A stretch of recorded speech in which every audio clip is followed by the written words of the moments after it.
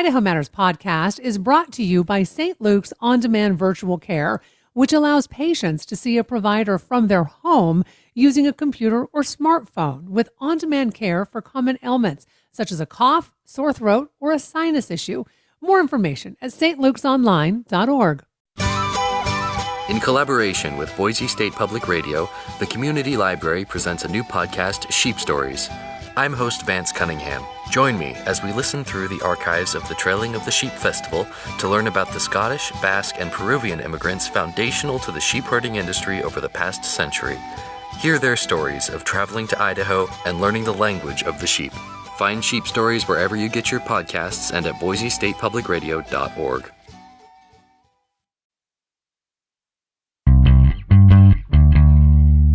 From the studios of Boise State Public Radio News, I'm Gemma Gaudet. You're listening to Idaho Matters. 5 Idaho lawmakers are facing questions and pushback after taking part in a trip to Israel. The Idaho lawmakers joined more than 200 other lawmakers from across the country for a 50 states, One Israel conference hosted and sponsored by Israel. Now, the trip came as the United Nations accuses Israel of committing genocide in Gaza, sparking debate over the message this event sent in the middle of an international crisis. House Minority Leader Ilana Rubel was one of the 5 Idaho legislators who participated in the trip, and she is joining us today to talk more about this. Representative Rubel, thanks for coming on the show. My pleasure. Good talking to you, Gemma. So, Representative, why did you decide to participate in this trip? For a number of reasons. I mean, first, I, like everybody, have been following the news and seeing the coverage of the deaths in Gaza and have been extremely concerned about it, about the hunger and just overall suffering in the area. I've been a little concerned about the message sent by the Trump administration, which was kind of a, unqualified support, don't really care what happens and how the war is conducted. This trip, when I looked at the agenda, it offered an opportunity to meet with the foreign minister, with the prime minister, with the president, with a whole variety of leaders, with the speaker of parliament. And I thought this would be a really good opportunity to convey concerns directly, ask questions. It really looked kind of like an unparalleled learning experience, and that maybe someday I could buy myself a trip to go see the sights of Israel, but there was never going to be another chance where I could meet with decision makers at that level at a juncture like this. And frankly, it's a very important conflict. It's been going on for thousands of years, but if all of us die in World War III, it will probably be from some sort of conflict arising from the Middle East and Israel. So I think it behooves us all to learn a lot more about it. I had never visited the area, and again had concerns I wanted to explore and present to high decision makers. Do you have any concerns about your participation in this trip being used as an endorsement of the Israeli government's actions? Because I ask this because during his address to lawmakers in Jerusalem, President Netanyahu framed this trip as a show of support for Israel. In fact, I want to read you something that he said. So this is a direct quote during this conference. And he said, "I thank you for coming here to stand up with Israel. Thank you, Democrats and Republicans alike. We value and cherish your support, and there is an active effort to erode it," unquote. So how do you respond to this being anything other than what feels like a blatant attempt by the Israeli government to, frankly, gain support? Well, a couple things. First of all, before I accepted, I called the consulate and said, I want to be very clear that I'm doing this for informational purposes. I'm not going as an endorsement of the Netanyahu government, and I want to clarify that my participation will not be represented as such. And I was very clearly assured that my participation would not be represented as an endorsement of anything. I was also assured that I'd have an opportunity to ask hard questions, that I would have an opportunity to talk to critics of the regime, et cetera, that we would be talking to Palestinians, et cetera. Now, I'm not naive. I know that this was it is organized by the Israeli government, as many of these trips are. So I want to be very clear. These happen all the time. In fact, many legislators have gone to Israel before. They've gone to Qatar. They've gone to United Arab Emirates and Taiwan and South Korea and all over the place. Countries are constantly organizing these kind of legislative information trips to go come and learn about their country, where they sponsor lawmakers to go do this. So this was, far from an unprecedented thing. And I was very frustrated when I saw that coverage later because I felt like that was at odds with what I had been assured that there would be no representations regarding endorsement. Hmm. But be that as it may, sure, Israel wants their side of the story to get out. Like everybody wants their side of the story to get out. Hamas wants their side of the story to get out. Everybody does. But that doesn't mean, I go hear other sides all the time. I went to a pro-voucher conference 10 years ago, sponsored by Jeb Bush, and listened to their side of it, and then spent the next 10 years arguing against vouchers. So, in the legislature, that's always how I operate. My first question when I'm trying to bring a bill is, what is the other side going to say against it? What are their arguments going to be? What are their facts going to be? Because if you don't ask that, it's not going to go well on the floor for you. So you always need to be talking to every side and understanding everything just to get an informed position, but also to bolster your own position and understand what the other side's positions are. So, no, I think everybody should be trying to understand what Israel's side is and what the Palestinian side is.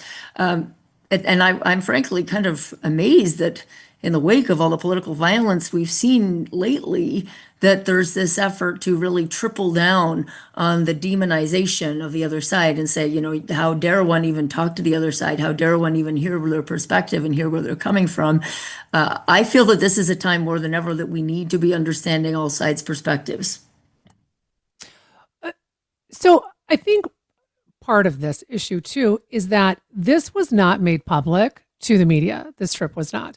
Our Julie Luqueta she was the first to report about this trip. So I'm curious, can you discuss the decision to not make this trip public? Because as you just said, the trips like this happen all of the time, and lawmakers take trips like this. Well, right, and they're usually not publicized. So again, there's a reason people don't realize how common it is because it's normally people are going on domestic trips, they're going on international trips all the time. So I think some of it would be a little bit odd to be like, hey, everybody, I'm going to Indiana next week for an insurance conference, or so and nobody but so it's not a hugely newsworthy event typically. But in this case, we were advised in advance because there are very clear security concerns. You're sending 250, and I think it might even been more. I think in the end, they might have ended up with 260, elected American representatives into ostensibly a war zone, where, the week before we were there, I think 20 plus people were shot on a bus, 5 of them killed. While we were there, there were missile sirens and 2 times where we had to duck into the hotel bomb shelter. So I think there were good security reasons for not advertising this trip and the itinerary, et cetera, in advance. That said, I'm happy to answer all questions. I've done, I don't know what, 11 interviews or something on it. I posted on Facebook about it once we were out of harm's way. So there really was nothing at all nefarious here in trying to conceal anything. It was really just a question of, trying not to give too much advance warning for security purposes. So as you mentioned, you did make a comment on Facebook once that this was reported that this trip was happening. And in that Facebook comment, you did mention tens of thousands of innocent people, including children, who have been killed. And you did mention the devastation that is occurring in Gaza. And in fact, as you know, while you were on that trip, the United Nations designated Israel's actions as genocide. Would you call the actions by Israel genocide? Well, I know that the United Nations has concluded that. I haven't read the United Nations report yet. And, I want to be very clear. I am not a world expert on Israel here. I am a person who has been to Israel, to the area for 4 days. So I know more than I did a week ago, but this was not a, PhD level study in the dynamics of Middle East conflict or anything. So at some point, I honestly haven't even unpacked from the trip. So at some point, I would like to sit down and read the United Nations report, but I'm just not equipped to address what's in there right now. You have reiterated, you've said it here today. I know you've said it in other interviews that your trip was not an endorsement of the Netanyahu government.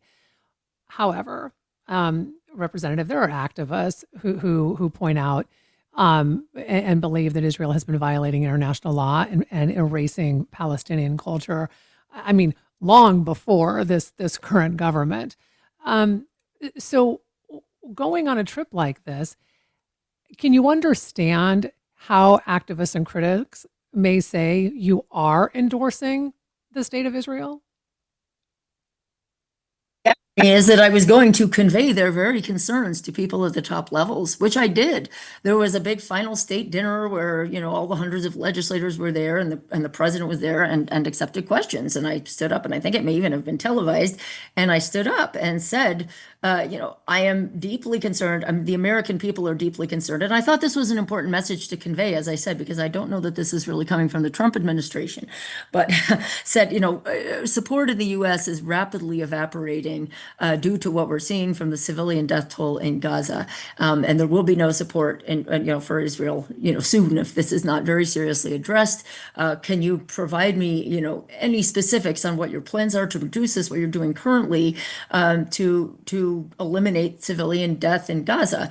So, I could have not gone on the trip, and trust me, there were lots and lots of people who were waiting for those spots. Lots of people said, "Oh, you're lucky you were invited. I wish I could have gone." So, for sure, my spot would have been taken by somebody else who would not have been asking those questions, or by somebody who would have not been pressing on, why isn't food getting into Gaza? Why, all of these questions. So, I've done everything I can to make clear. I told the consulate, I've told everybody who will listen that this was not an endorsement, that this was, that I secured assurance of that in advance. And I think I did go and confront and ask these questions and try to understand as best I can the Israeli perspective. But I think it's a fine point of contention on, is it better to go and ask and tell the people in charge your position, or is it better to boycott and sit back and just refuse to engage because you're so mad at them? It feels like a fine point on which reasonable minds could differ, I guess I would say. But if I'd been home in Idaho, watching, American Idol or something, I don't know that, the outcome of the world would be better right now. I don't know that more people would be alive in Gaza. And I don't know that, frankly, the message conveyed to Israeli leaders would have been as, I guess, as balanced as the fact that I was there saying these things. Some members of your own party have asked you to resign. So are you going to resign? How do you respond to that? No, I'm not going to resign. I mean, I want to be clear. The letter in question, so the people who signed it this was not an official thing from the party by any means or stretch. They phrased it as, we the below Idaho Democrats. This was not something coming from the party or any official group within it. These were some individuals. In fact, when we looked them up, we found many of them, we couldn't find that they even lived in Idaho, or some of them were registered Republicans. So, and I don't mean to delegitimize their concerns. I'm sure their concerns are extremely, sincerely felt, and that they're acting out of passion for social justice, et cetera. But this was not an official call from, Democrats writ large. But, again, and I have tried to have conversations, and I want to have more conversations with them.